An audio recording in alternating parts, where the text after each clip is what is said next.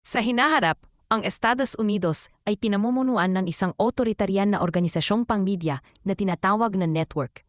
Karamihan sa populasyon ay mahirap at walang akses sa serbisyong pangkalusugan, kaya't inaaliw at dinidistract sila ng network gamit ang mga mararahas na game show.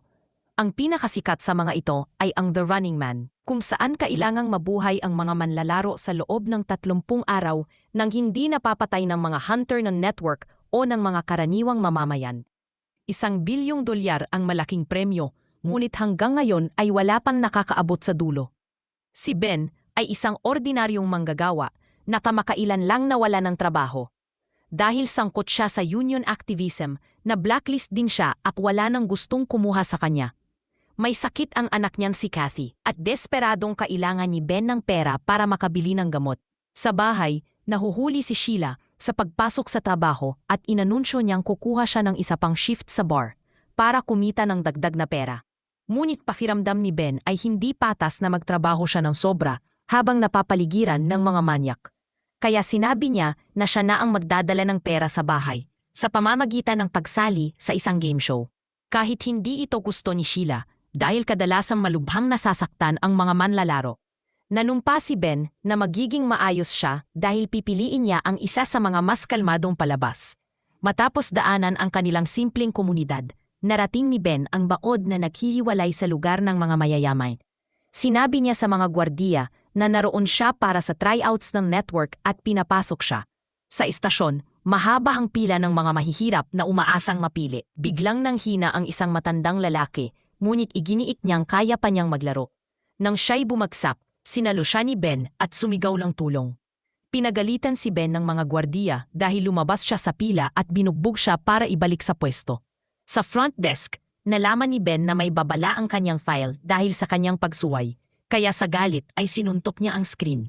Binigyan siya ng bracelet at ng karatulang papunta sa Elevator 6, kung saan pinilit siyang kaibiganin ng kapwa manlalarong sina Tim at Jenny. Sumailalim ang lahat sa iba't ibang pisikal na pagsusulit tulad ng pag-akyat at pagtakbo sa mga imbernal.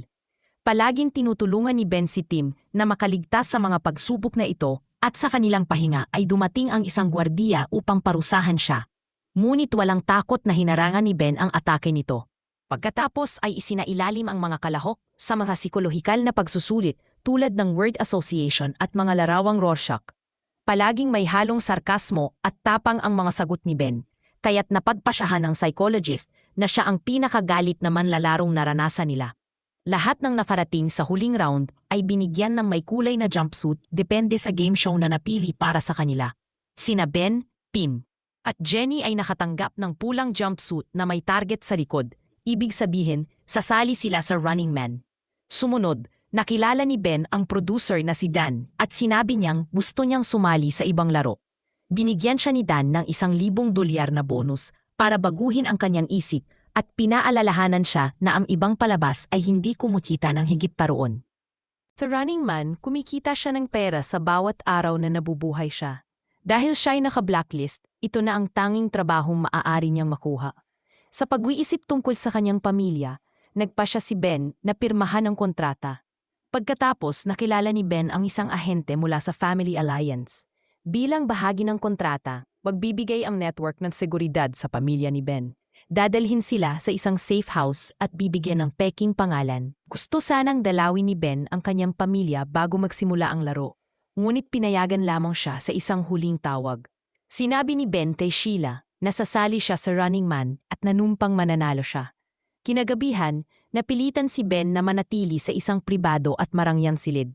Dinala ng ahente ang isang sobre mula kay Sheila na naglalaman ng litrato ng pamilya at medyas ni Kathy bilang pampaswerte. Kinaumagahan, binigyan si Ben ng isang running band, isang bracelet na nagpapakita ng natitirang oras niya at kung magkano na ang kinikita niya. Nagsimula ang palabas at inawag ng host na si Bobby si Ben sa entablado. Sinimula ni Bobby ang pagsisinungaling sa harap ng madla, sinasabing dati raw nagtrabaho si Ben sa security ng Defense Network. Ngunit na huling nagbebenta ng mga top secret na impormasyon. May ipinakita pa silang peking footage sa screen. Sinubukan itong itanggi ni Ben, ngunit binaliwala siya ni Bobby dahil naniniwala ang mundo na ang Running Man ay isang paraan para parusahan ang mga kriminal. Hindi nila alam na ang mga manlalaro ay mga desperadong tao lamang. Binabayaran pa ang mga sibilyan kapag iniulat nila sa network ang kinaroroonan ng mga manlalaro.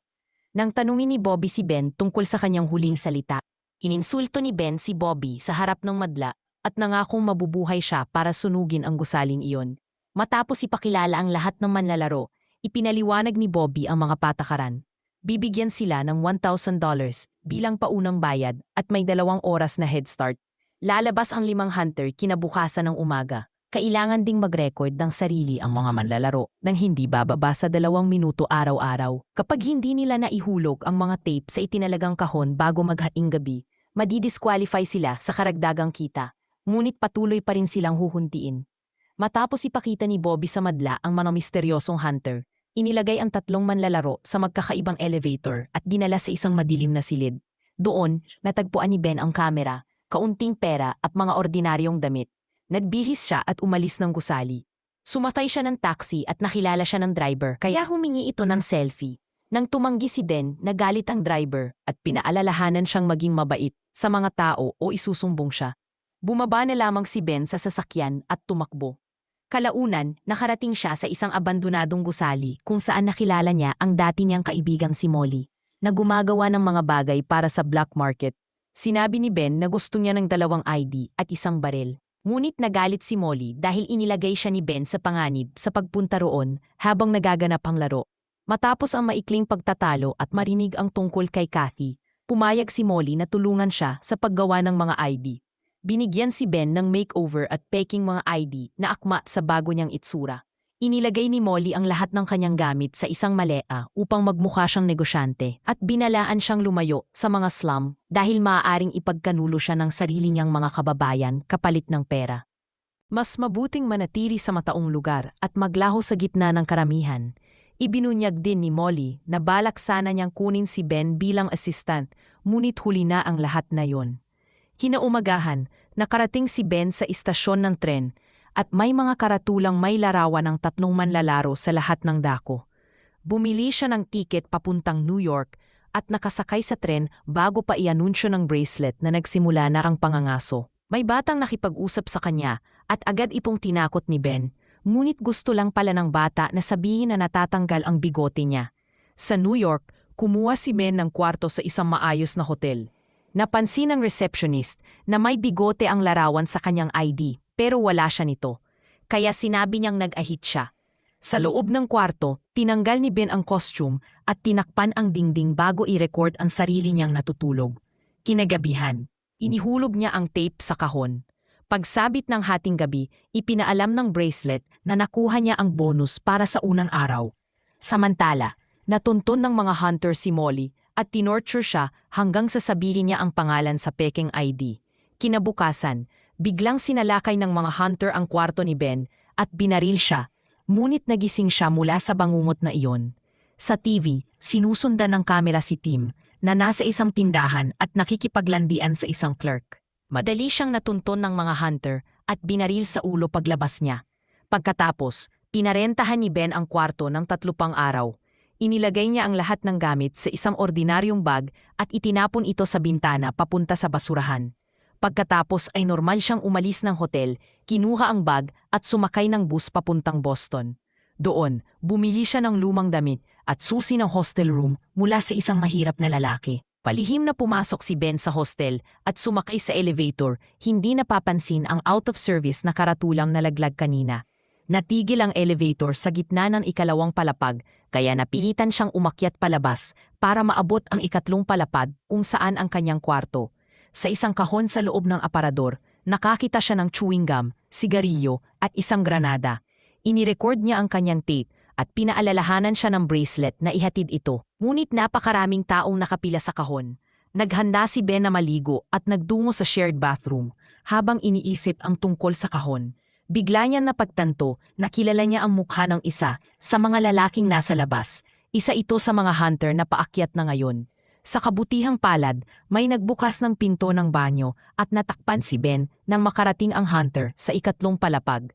Nang umalis ang hunter para maghalughog ng mga kwarto. Palihim na pumasok si Ben sa banyo at sinuri ang bintana, ngunit ito'y barado. Hindi siya makakaalis nang wala ang bag kaya pinilas niya ang isang metal na rod sa dingding at binasag ang salamin. Idinikit niya ang isang piraso ng bubog sa rod gamit ang gum. Sa koridor, ginamit ni Ben ang salamin para silipin ang pwesto ng mga hunter na papasok na sa kanyang kwarto. Palihim siyang umakyat sa hagdan at sumigaw na nakita niya si Ben na tumatakbo sa ikalawang palapag. Pagkatapos ay tumakbo siya paakyat at nakarating sa bubong kung saan hinawatan niya ang mga kable ng nagliliwanag na sign para makababa. Naabot niya ang kanyang kwarto at binasag ang bintana para makapasok. Narinig ng mga hunter ang ingay at bumalik sila. Nagawang magbiris ni Ben at kunin ang kanyang mga gamit bago sila nagpaputok sa pinto. Kaya tumalon siya palabas ng bintana at muling kumapit sa kable. Dahil sa bigat niya, nagsimulang yumuko ang sign.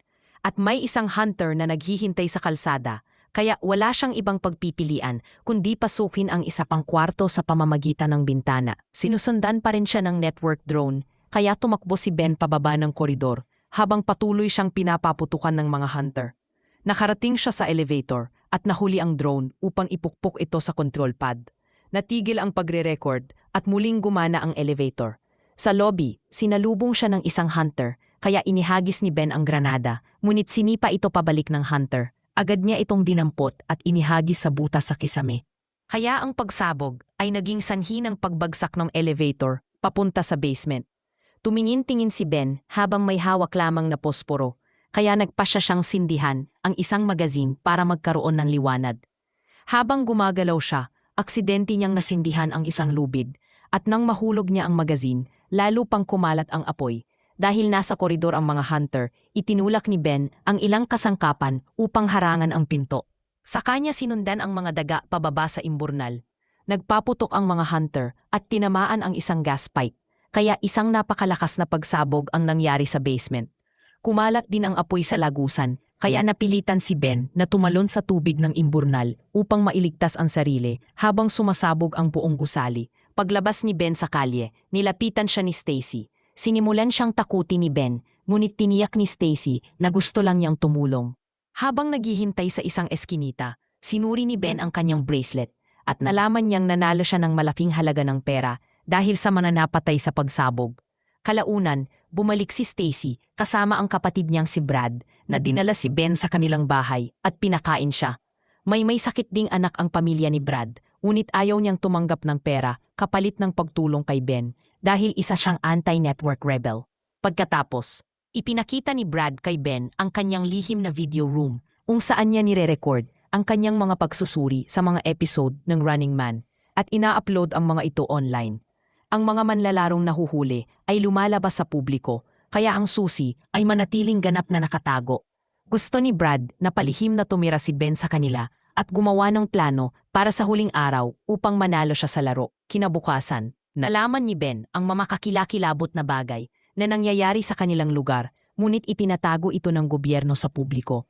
Galit na galit, gumawa si Ben ng video na nagsasabi sa publiko tungkol sa mga kalupitang ito at sinabing pinapatay ng gobyerno ang kanilang mga anak. Kalaunan sa palabas, lumabas si Bobby kasama ang isang grupo ng mga bata